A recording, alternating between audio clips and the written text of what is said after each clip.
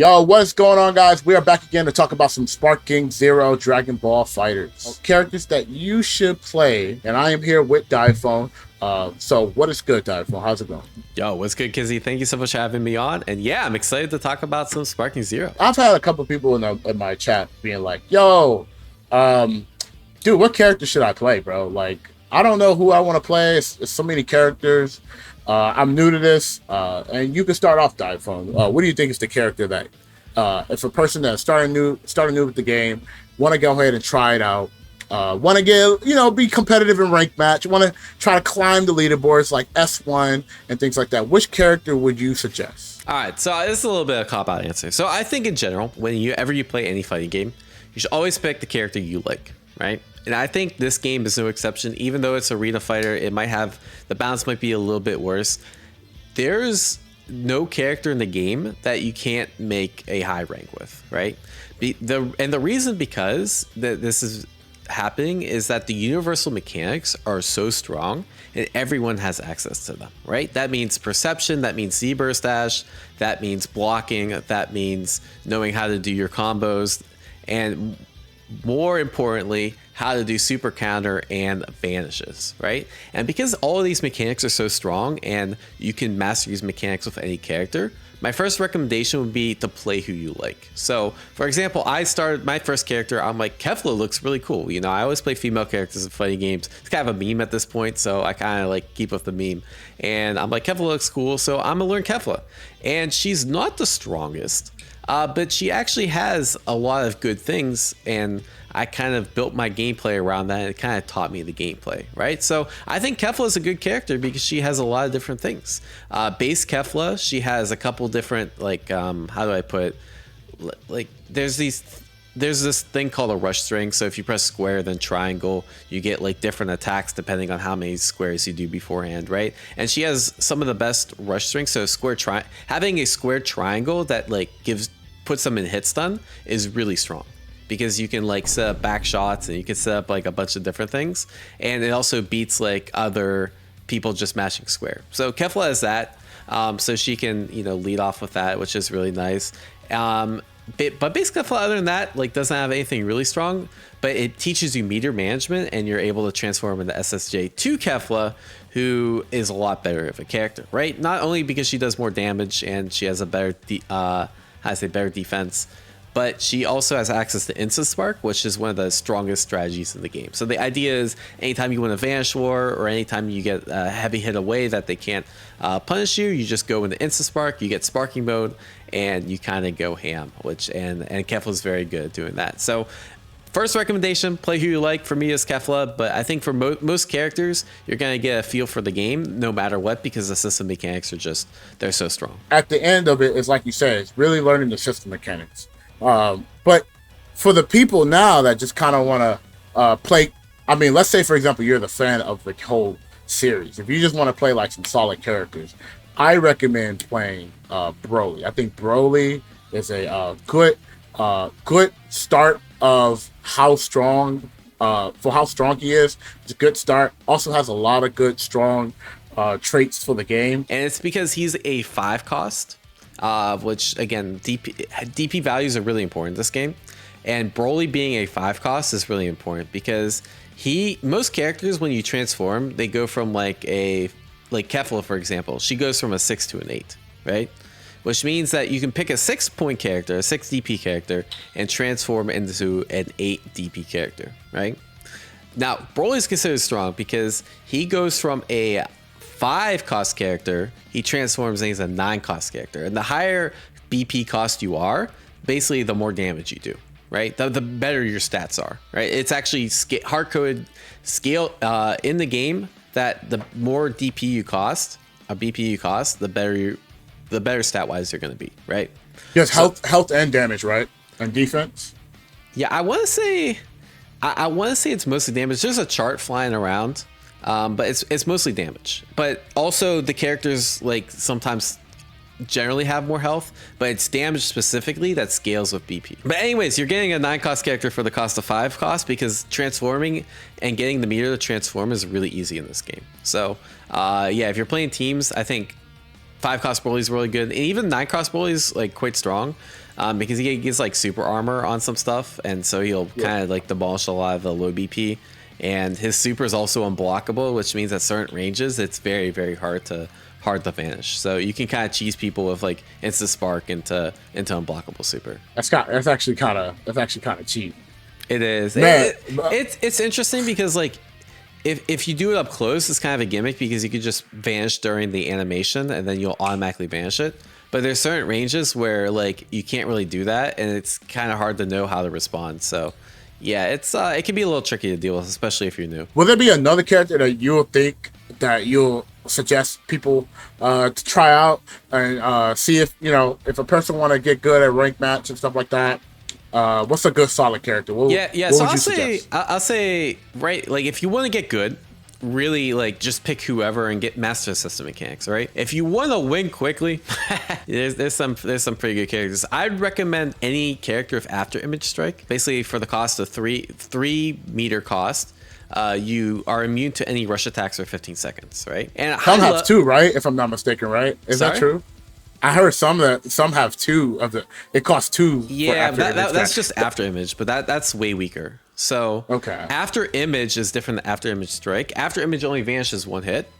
I think maybe it's a couple more, but after image strike lasts for 15 seconds. So obviously the one that lasts for 15 seconds as opposed to a couple hits or one hit is way stronger. The obvious go-to is Super Saiyan Vegito. He's like the highest cost character that has after image strike. So if you want to run him in solos, you want to run him in teams, you can't really go wrong with him. He's only an 8 cost. And you can play him in both modes. And then a lot of the other like lower cost characters are considered to be really strong. Like Videl, Pan, Roshi all have after image strike. And there are ways to deal with after image strike. For example, like characters that have full power or can insta spark, and then you just get more ki and then you just spam ki blast. That's usually the go-to way to deal with after image strike. But you're not going to run into people that know how to counter it for like a really long time. Believe it or not, there was like some people, I guess, they didn't know how to deal with after image strike.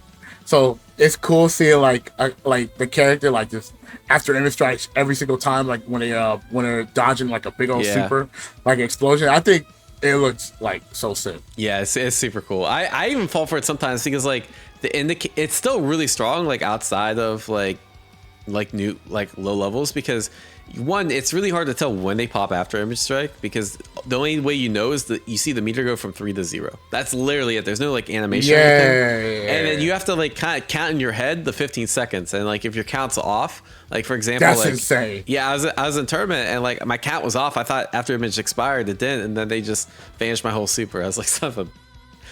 That's actually crazy, yo. You gotta count. You gotta manually count. Yeah, it, huh? It's actually, there should be an indicator for it, but yeah, for some reason it's not. So that was 3, right? So I'm pick a 4th one. Man, you might as well pick the fusion characters, bro. Any of the fusion characters. I was thinking. I heard Zamatsu. What is it? The form where the arm is like super ginormous. It's like ridiculous too. He's pretty good. I think in general, usually these like high level characters, like they're gonna have like how do I say, insta spark. So I want to say, I don't know if Fuse Zamasu does. I know he has explosive wave, and then outside of that, I'm not sure what his second special does. But yeah, a lot of the like 9 and 10 cost characters play the same because they all have insta spark, and they all have like really like you could just spam ki blast, or it usually comes down to like the super they have and then the other skill. And explosive wave is a really good skill to have because it's basically like a free combo break. It's funny because Bardock, he's like a lower cost, but he also has like that he has like a get off me but goes straight into like sparking mode. Yeah, I don't know if he's the only character that has that. Yeah, that's kind of special, where he has it's explosive wave and instant spark combined, and it's 4 meters instead of 3. Yeah, but that move is really Bardock is really good. Yeah. Bardock is actually insane. Man, I was really sad some of my characters like that didn't have like good stats, because I was like, man, this character is so sick, but man, trying to like play against other characters, you can definitely feel the power level. Oh difference. Yeah, who you talking about? Tapian. Oh my goodness. Oh yeah. I know Tapian. Have you seen the Tapian glitch, right? Where you can like get out of Vanish Wars with him. Yeah. But like that's all he really has. So that's all. I don't know how good he's gonna actually be. Yeah. Once they patch that out, bro. They might keep it. Who knows, right? But yeah. Yeah, bro. Honestly, have you seen any Hit? I haven't seen Hit talk. Like nobody talks about Hit. I thought he was like a super popular character. I've ran into some like high level hits. Yeah, he's pretty good. He kind of suffers from the fact that like he's not a transformer, right? So Right. like if you play him in double bows, you're kind of forced into that cost, and you generally like going Super Saiyan or transforming is really good because you get a cheaper character for essentially more, because getting that meter is so ubiquitous, right? So Right. I think he's not really popular for that, but I have seen him in double bows, but he just kind of has the same issue where his skills aren't as strong as like some of the other skills. He has like teleports and that sort of thing, which aren't as good. Is there any character that everybody's sleeping on this character? I think this character is really good, and you should play this character. Who would be that character? So the most slept on characters, there's a lot of them, right? Because the way the meta is looking, it's very who can win Vanish Wars more consistently, right? Because at the highest level, people aren't gonna screw up their vanishes. So it really comes down to who has more ki. And so characters that can manage ki well are appearing to be like the potential top tiers, right? So think androids. So androids naturally regenerate ki. So you don't have to worry about like charging up and that sort of thing. So you can stay aggressive, but you can keep regenerating ki, right?